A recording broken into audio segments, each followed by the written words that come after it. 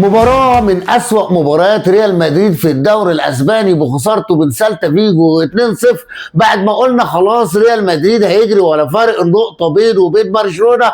أصبح الآن فرق 4 نقاط.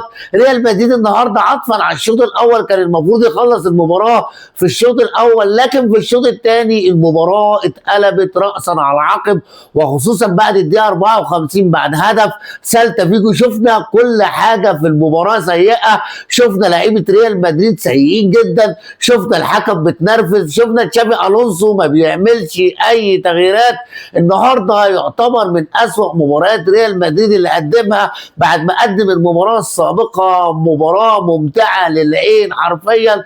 يا ترى ريال مدريد هيعمل ايه مع مانشستر سيتي على ادائه المباراه دي في دوري الابطال الاربع القادم؟ برايك هل يستفيق ريال مدريد على حساب السيتي ولا جوارديولا هيكون له راي تاني؟ عايز اسمع رايك في الكومنتات. كان معكم محترم المحترم، شكرا لكم، سلام عليكم. Okay, let's go.